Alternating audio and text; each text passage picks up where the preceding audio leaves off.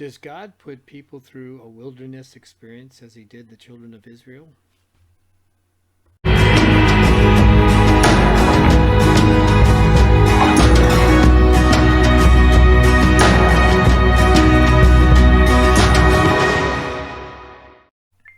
Shabbat Shalom, everyone. Welcome to another week of Torah studies.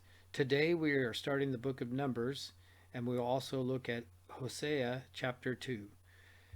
The reason the book was named Numbers currently is because the first few chapters talk about the number of Israelites that are in the Sinai desert right now before they're traveling to the Promised Land.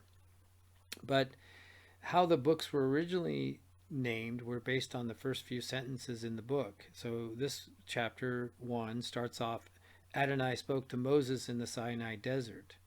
The actual Hebrew word is midbar, and that means in the desert. So why it was renamed, that was the choice of somebody and some group, and that's how it is today. But just understand that that's where, if you were to pick up a Jewish Bible, you'd see that name, and that's what that means. So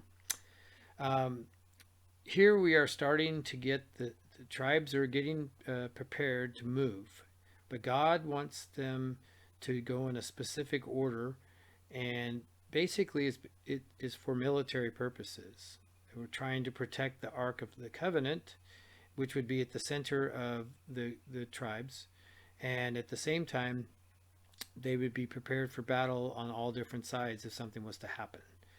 And so the chapter 1 is just basically naming a leader of each of the different tribes. And interestingly, the tribes are Reuben, Simon, Judah, Issachar, Zebulun, Ephraim, Manasseh, Benjamin, Dan, Asher, Gad, and Naphtali. So the tribe of Levi is not counted among the 12, but it is a tribe that is there in the center of all of the different tribes. So in essence, there's 13 tribes, but truthfully, God didn't count the Levites as a tribe. They were servants to the high priest and the priests, and we'll get into that in just a minute. But God specifically wanted to have each of the tribes separated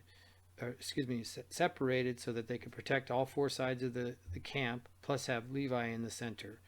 And so the book just basically starts off talking about the different leaders, and then it breaks down the number of people in the different tribes that were aged 20 and older. The importance of that is they were all prepared to do battle if necessary. So that's what that is about. That total came out to 603,550.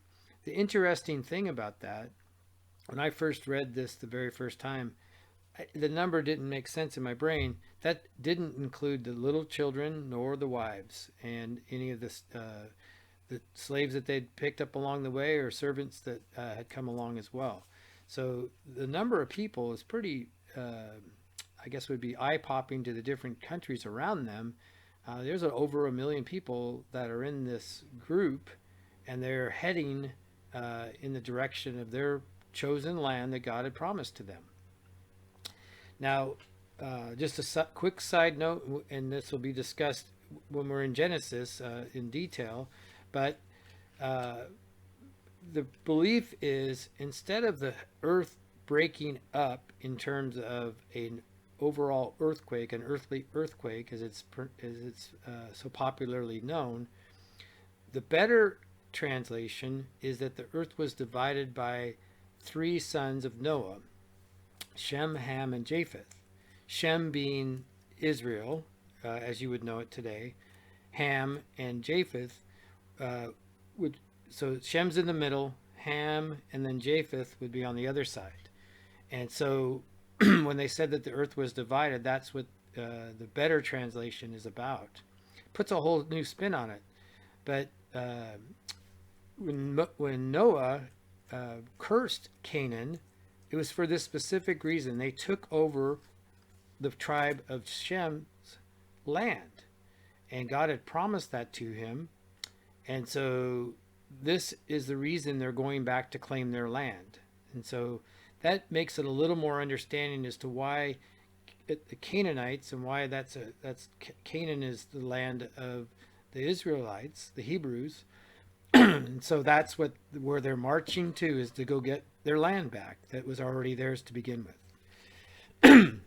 So chapter 2, God is just explaining how they're going to go march from one area to the next, and he's going to be in front of them in a pillar of fire or a cloud. When there's no fire, they're moving. When there's a fire, they're stopping, and they'll just make a base camp, and they're all going to distribute based on the tribal locations that they're to be. They're each going to carry a banner for their different tribes and set up camp. So it's just like, this is my group and this is who it's going to be with. So the way they broke it out was Judah, Issachar, and Zebulun were all one group, and the next group was Reuben, Simeon, and Gad. And then Ephraim, Manasseh, and Benjamin were the next group. And then Dan, Asher, and Naphtali were the final group, the fourth group. And again, in between them was Levi. Levi tribe was responsible for the artifacts to the tabernacle, but only Aaron's family was to be high priest. And I say that very specifically because when you get to Judges and they're fighting over Levites, the Levites were servants to the high priest. So in essence, they were violating God's command, and God makes it very clear that was to bring death to anyone that wanted to pose as the priest or the high priest. And so they were not to, everyone had a specific job. And I kind of want to focus on chapter 3 a little bit, and so let's just go there. So verse 1 says, "These are the descendants of Aaron and Moses, as the day of Adonai spoke to Moses on Mount Sinai." So they've been there about a year now. So it's not like, we're turning the chapter and, oh, here's another day. No, they've been there for some time. And so God has prepared them when we were reading the book of Leviticus with all the different rules that are going to be in place and laws that they're to follow. And as I mentioned, with 636 laws, it really comes down to the 10 commandments. And each of these were just arteries, as it were, for different events and things that they would cross paths with in their life. They haven't possessed any land yet, or homes, or they haven't displaced any of the inhabitants in the promised land. So those future laws did not pertain to them at that moment, but they were there in place when they got to that spot. So that there was no confusion what was to take place and how things were to be done. And so verse 2 says, "The names of the sons of Aaron were Nadab, firstborn, Abihu, Eleazar, and Ithamar. These were the names of the sons of Aaron, the Cohen, the priest, whom he anointed and ordained as the Kohanim." So the high priest named his priests, and that's his family. But Nadab and Abihu died in the presence of Adonai when they offered unauthorized fire before Adonai in Sinai desert, and they had no children. So Eleazar and Ithamar served as the priest in the presence of Aaron, their father. So just very quickly, we went over that a ways back when they first came to the promised land in Exodus. The two sons were out of control. They did something they weren't supposed to, and some say it's because they had been drinking. Some say that they just were just overwhelmed with the excitement of being a person picked by God. Nevertheless, they did things that were not required or not asked of by God, and God held them accountable to that. So their position is a very powerful position amongst the people, but it's also a very lot of responsibility comes with that. And so the whole entire tribes, we'll call it righteousness, was based on these people being righteous before God. And so in the future from here, I mean, they're tying a rope around the high priest when he goes in to meet with God, because he may not be worthy, because he has sin in his life that he hasn't confessed or hasn't dealt with properly, and God might kill him on the spot. And that might seem harsh, but this was how they had salvation. So their salvation was available, but they had to follow what God asked, and sacrifice was important, and changing their ways was extremely important. But they understood that. And so that was not the concern in this situation. But the main thing is, we've been blessed having Yeshua as our Lord and Savior, Jesus, and that we have that option through him, and that his sacrifice was our sacrifice, and that when we sin, we have the right to go to through Jesus to God for that forgiveness. And so again, this back here would be, just rudimentary how it was to be played out through Yeshua, and that, in a sense, we're pretty cavalier about how easy that is in a lot of ways, taking it for granted how easy it is for salvation, and sometimes neglecting the seriousness of what sin actually does in your life. And so I wanted to, start to break it out that Aaron in the hierarchy was above the Levites, and the Levites were separate from the priests. And the Levites served Aaron. They were a tribe that served Aaron, and they were taken care of by God by the rest of the tribes. And so God had set aside provision for these Levites. They didn't own land. The land would be apportioned to them, and we're going to find that out later, how that was to be distributed. And at the same time, food was brought, and the sacrifices were be able to given to Aaron and the Levites to provide for them. And so they were also okay to, grow their own and so forth. But again, the people took care of these folks. And so God stated in verse 11, it says, Adonai said to Moses, I have taken the Levites from among the people of Israel in lieu of every firstborn male that is first in the womb among the people of Israel. The Levites are mine. So in other words, he's claiming them as a people, and it's their way of giving up children to God as firstborn. So God is just claiming that whole group, and that way he's setting them aside, and will use them for service. All the firstborn males belong to me, because on the day that I killed all the firstborn males in the land of Egypt, I separated for myself all the firstborn males in Israel, both human and animal. They are mine. I am God. And Adonai said to Moses in the Sinai desert, take a census of the tribe of Levi. So up to this point, they had not been counted as part of the regular tribes. In this case, he's asking them to count every male a month or old or over. So Moses counted them in the manner that Adonai had said, as he had ordered. And it goes through the different names of the tribes, and they came out with 7,500 males a month old that were counted. And so, interestingly, it was just to count the males, and that's all that he required in terms of counting. And that's the same for the other tribes. This was just the men. And so the men 20 years and older for the tribes, this group was the young men as young as a month up to whatever age they were. And so that doesn't include the women and even younger children than that. So all that to say is God was just pointing out through this that there's a group of people that are the hierarchy. So that's Aaron and his family. And then the next group is going to be the Levites, and they minister to God through the tabernacle. Only Aaron and his sons could go in to the where the tabernacle sat. No one else was allowed in there.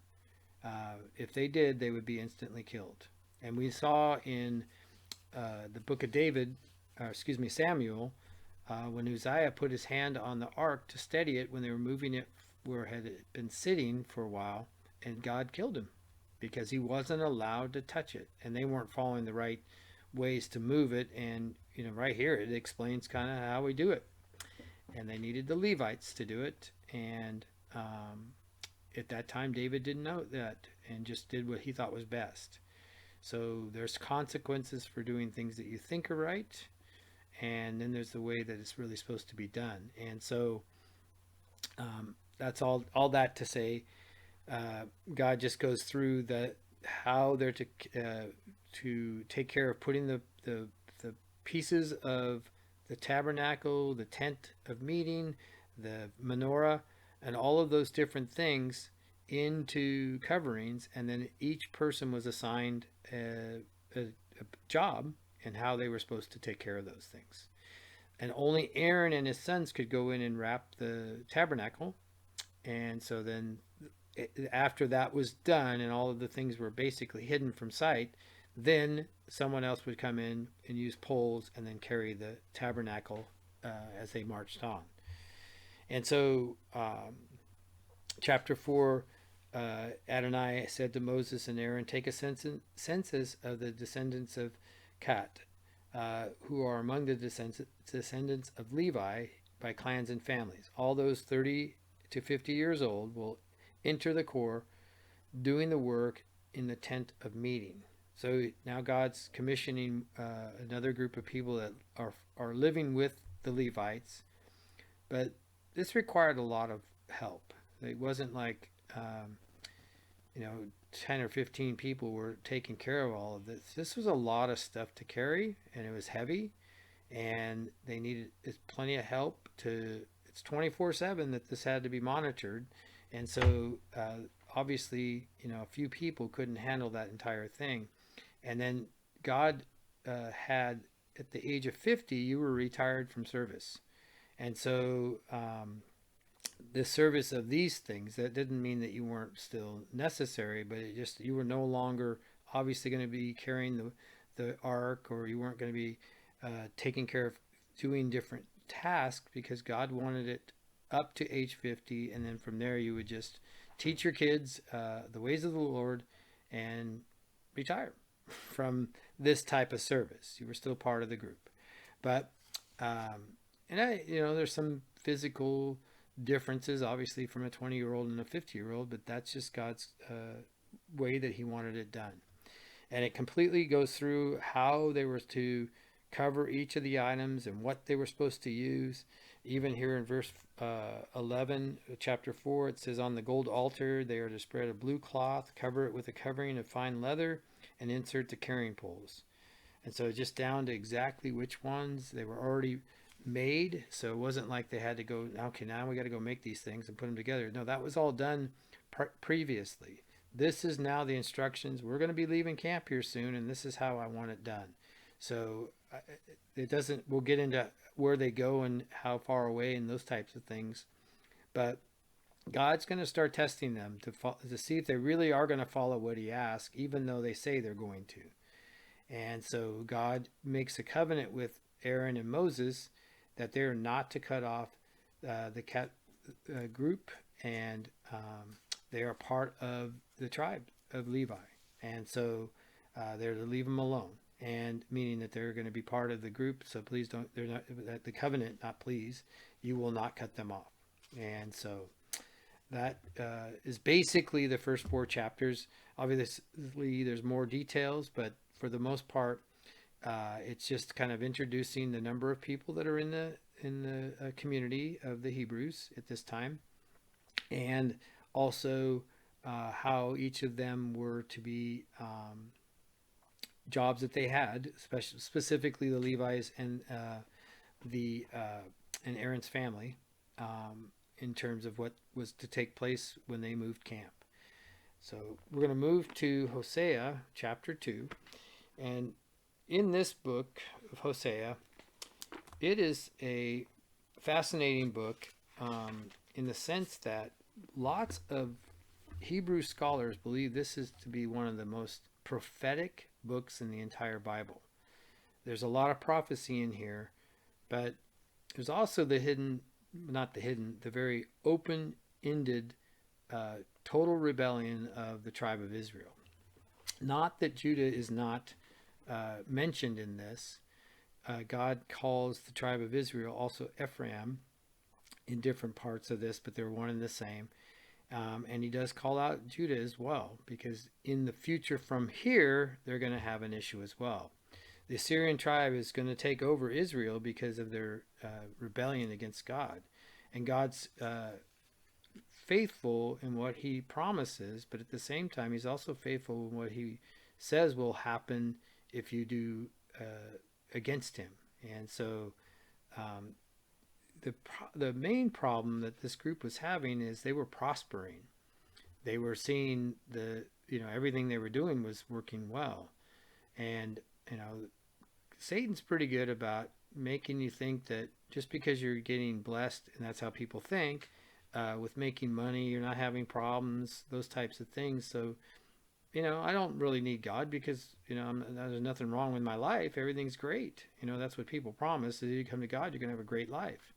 Well, if they're thinking of it in terms of a materialistic point of view, Satan's pretty crafty of getting that to happen for some people that buy into that, and they won't walk with God. The other half, another group of people will start to walk with God, but something will take place and they'll deny God at that point. And I believe that probably over half of the atheists really are just people that were decided they didn't want to be with God anymore. As easy it is to get your salvation, I would say it's probably pretty difficult to want to get rid of it, but God will eventually allow your free will to take place. And if you choose to move against him, that's obviously your choice. And I believe in a lot of that, Satan will come up and give you the pleasures of this world so that you fall prey to that once you make that decision.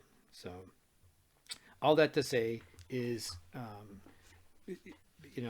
here's where we are in this particular chapter. It says, chapter 2 says, nevertheless, the people of Israel will number as many of the grains of sand. So we just talked about numbers in the sea, which cannot be measured or counted. We just only had over 1 million people, but God's saying that the people aren't going to there's not going to be a way to number them. So at the time will come when instead of being told you are not my people, because he's rejecting them because of their rebellion, it will be said you are the children of the living God. Then the people of Judah and the people of Israel will be gathered together. They will appoint for themselves one leader, and they will go up out of the land, and there will be a great day, the day of Israel. Say to your brothers, Ami, which is my people, and your sisters, Rukamah, which is pitied. Rebuke your mother, rebuke her, for she isn't my wife, for I am not her husband. She must remove her whoring from her face and her adulteries from between her breasts. Otherwise I will strip her naked and place her as she was the day she was born. Make her like a desert, place her in a dry land, and kill her with thirst. I will have no pity on her children, for they are children of whoring. Their mother prostituted herself. She was conceived with them, behaved shamelessly. She said, I will pursue my lovers who give me my food and water, food, wool, lax, olive oil, and wine. Therefore I will block her way with thorns and put a hedge so she can't find her path. She will pursue her lovers but not catch them. She will seek them but won't find them. Then she will say, I will go and return to my first husband because things were better for me than they are now. For she didn't know that I was who gave her the grain, the wine, the oil, who I increased with silver and gold, and which she used for Baal. So I will take back my grain, harvest time, my wine in its season. I will snatch away my wool and flax, given to cover her naked body. I will uncover her shame while her lovers watch, and no one will save her from me. I will end her happiness, her festivals, Rosh Hashanah, Shabbats, and all her designated times.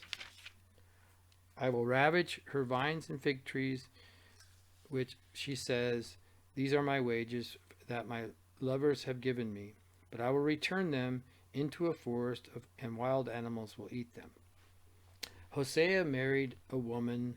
Now we're not sure if she was a prostitute or became a prostitute, but nonetheless she was a prostitute. And it's a depiction of this particular thing of the people of Israel were playing the harlot. In other words, they were doing whatever they chose to do, and God has just centered that around a person in his wife.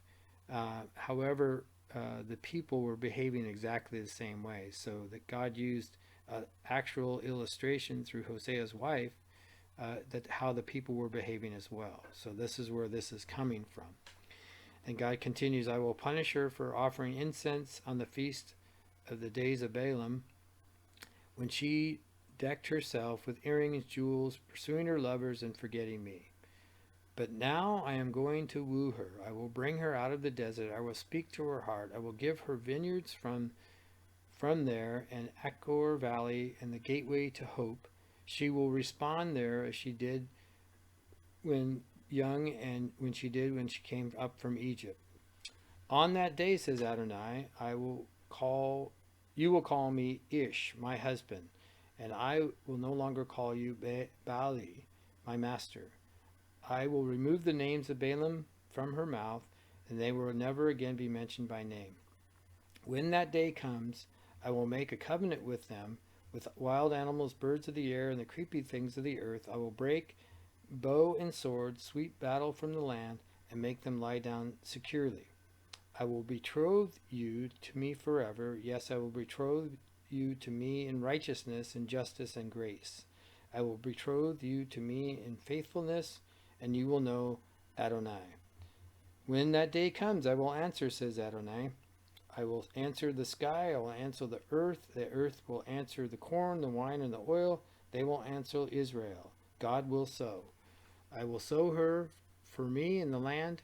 I will have pity on Lu Kanam, unpitied, and I will say, Lo Amin, my people, you are my people. And they will say, you are my God. When Hosea had children, he was to name them these names. One was called unpitied, and the other one was not my people, because he was trying to show the people of Israel, if they didn't turn back, they were going to become like the names of these children. Names had a meaning back when people were named based on just how they were named. And so God had specifically asked Hosea to name his children the names that are here. Basically, God is showing that because they rebelled against him, they're going to go through a time of trouble. But he's going to restore them as a people. And in 1948, that happened. I mentioned that before. But that is still taking place today. Israel was completely dispersed. The Assyrian tribe dispersed them throughout the lands because at the time they owned quite a bit of the territory. Babylon came on the scene and destroyed the Syrians, and then only took the Israelites to Babylon, where they were there for over 70 years. But a lot of those guys got entrenched. They didn't want to come back to the promised land, and there's a lot of Jewish people in the United States. But slowly but surely, people are moving back to Israel, and it's large numbers. It's not really advertised as such, but Israel is growing rather rapidly in terms of a country. And so all that to say, God's promises are coming true. We would think that when God makes a promise, it's going to be instant, and some of those things are. And it's hard to wait. It's easy to get angry that things aren't happening the way you want it to. And so, but God held to his promise. He doesn't go against his word. That would be an amazing, catastrophic event for all of us if he went against his word. Satan tries to disprove God, and therefore he wants to make people believe that God isn't true to what he says he is. And so, there's a lot of deception. The father of lies is our adversary, and he even goes before God and lies about you. And in the book of Job, it was very clear that he wanted to challenge God over Job's life. God allowed it, but at the same time, God did a work in Job, but he also proved to Job doctrine that actually people follow, because it was not accurate, but that he's in charge. God is in charge. Satan was only allowed to do certain things to him. He wasn't allowed to kill him, but he was allowed to inflict pain upon him. But ultimately, God is the one that makes that decision as to how much is allowed into your life. And that might seem harsh and cruel, but as a follower of Jesus, you are making yourself available to God to work in you. And sometimes he needs to root out of you things that you're not seeing as an individual. Unless somebody pointed it out, you still may not believe that you have a problem with, covetousness or whatever. I mean, I'm just basically, God needs to use circumstances sometimes to get to the heart of the matter. And you can keep resisting all the way till the day you die, but he's still going to try to work on that situation. When you yield yourself to God, especially if you're a child and you profess to be, you're responsible to God. If you choose not to be, you're responsible to Satan. It's very simple. You're on one side or the other. And choosing God is not the easy road. Jesus himself said it's a narrow passageway. The other one is wide and broad, but for Jesus, it's a narrow passageway. And we're always going through learning situations. But I myself struggle with God in a lot of ways. I believe his word to be true. I just don't see it manifest at times, and it frustrates me. Healing's one of those things. I see friends that are absolutely devastated by sickness. I see my daughter go through something that is still not complete. She's not completely healed. So those types of things really challenge your faith and whether or not you're a believer. Those types of things cross your mind because of just some of the devastating things that go on. However, if we can just take a step back and trust in God, and it's not easy. I wish I could say it was. I wish every day I wake up, I go, hey, that's no problem. But it's not that way at all. Not even close. And so I just encourage you to know that Jesus died for you, and there is salvation in the Lord. The walk is not going to be simple, but it's worthwhile. The end game is eternal life with God. Just because Satan rejected, he had his own reasons, and he tries to he's going down. He knows he's going down. He already knows his ultimate destiny. Hell is a real place. It is not something to be toyed with. And I just, my heart goes out to those that just absolutely have nothing to do with God, and they don't want anything to do with God. All right. We'll be back next week, and we'll take in more of Numbers, and see how it unfolds for the children of Israel. All right. God bless you.